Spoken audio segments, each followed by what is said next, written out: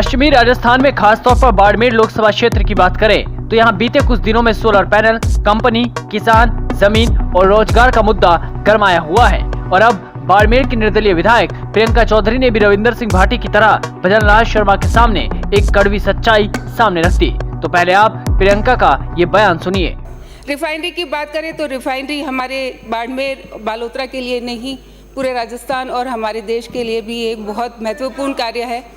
मुख्यमंत्री जी ने जब बाड़मेर रिफाइनरी का विजिट किया तो उसके बाद कार्य में गति आई है। 85% काम पूरा हो गया, उसके लिए धन्यवाद।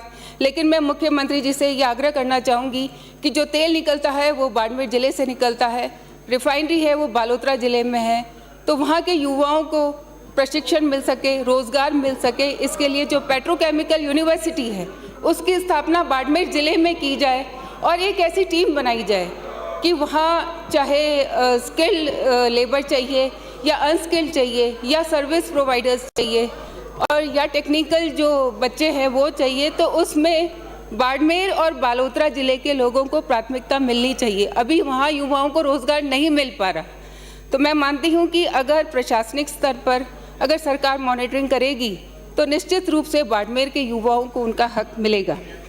प्रियंका चौधरी ने विधानसभा में युवाओं के रोजगार की बात कही और यही बात रविंदर सिंह भाटी ने भी उठाई थी। अगर आपने रविंदर सिंह भाटी का यह बयान नहीं सुना तो ये सुनना चाहिए कि वाकई अगर आप चाहते हो, वाकई अगर आप युवाओं के साथ हो, वाकई आप अगर किसानों के साथ हो, मैं आपसे निवेदन करना चाहूंगा कि आप 70% अनस्किल्ड और सेमी स्किल्ड में प्राइवेट जॉब्स में रिजर्वेशन लाएं और कहें कि साहब जहां पे ये काम हो रहा है वहां के युवाओं को हम वरीयता देंगे। आप लाए, आप नहीं ला पाएंगे, मैं चैलेंज करता हूं, अगर आप ले आ पाए तो आप कहोगे वहां खड़े रहने के लिए हम लोग तैयार।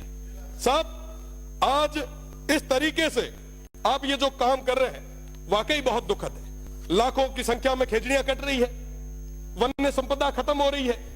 आप याद करो तेजाजी महाराज को, बाबू जी को, हडबू जी को, अमृता देवी जी को, जम्बेश्वर भगवान को, सब पर्यावरण के लिए उन्होंने क्या क्या नहीं किया, पर आज बदले में क्या हो रहा है? हम एक तरफ एक पेड़ मां के नाम लगा रहे हैं और दूसरे तरफ 100 पेड़ किसके नाम पे काट रहे हैं। जवाब मांगती है ये जनता, स्टेट देख रहा है। और मैं तो पश्चिमी राजस्थान के उन तमाम हमारे 47 माननीय सदस्यों से मैं कहना चाहूंगा, अगर समय रहते आपने उस क्षेत्र की आवाज को नहीं रखा तो वो जनता तैयार बैठी है। ये 1 साल निकल गया, 4 साल निकल जाएंगे, पता नहीं चलेगा। बाड़मेर और शिव के विधायक स्थानीय लोगों के लिए रोजगार की बात कर रहे हैं। इसके साथ ही प्रियंका चौधरी ने शिक्षा और स्कूल को लेकर भी बड़ी मांग कर दी और ये बात लगातार भाटी भी करते हुए नजर आते हैं। अभी शिक्षा की बात हो रही थी, आदरणीय हमारे बैतूल से आने वाले विधायक हरीश जी चौधरी ने भी शिक्षा की बात की कि शिक्षा कैसी होनी चाहिए, 21वीं सदी की शिक्षा के बारे में बात की। मैं आदरणीय प्रधानमंत्री मोदी जी को धन्यवाद देना चाहूँगी कि उन्होंने भी 21वीं सदी की शिक्षा कैसी होनी चाहिए उसको ध्यान में रखते हुए नई राष्ट्रीय शिक्षा नीति 2020 लेकर आए और इसी के अंतर्गत प्रधानमंत्री PM श्री योजना की शुरुआत की। और मैं जो मरुस्थलीय इलाके से आती हूँ जहाँ बच्चे दूर दूर ढाणियों में रहते हैं, आज वो अच्छी आधुनिक उपकरणों से सुसज्जित स्कूलों में पढ़ रहे हैं और आगे बढ़ रहे हैं। मेरे बाड़मेर विधानसभा क्षेत्र में 3 PM श्री योजना के अंतर्गत स्कूलें हैं और मैं आग्रह करना चाहूँगी कि इसकी संख्या बढ़ाई जाए, क्योंकि बहुत बड़ा भूभाग है, बहुत बड़ा क्षेत्रफल है और इसलिए संख्या बढ़ाई जानी बहुत जरूरी है। प्रियंका चौधरी के इस बयान से तो ये समझ ही गए होंगे कि राजस्थान के पश्चिमी इलाके में शिक्षा और रोजगार की क्या स्थिति रही है। अब देखना होगा कि भजनलाल सरकार क्या फैसला लेती है।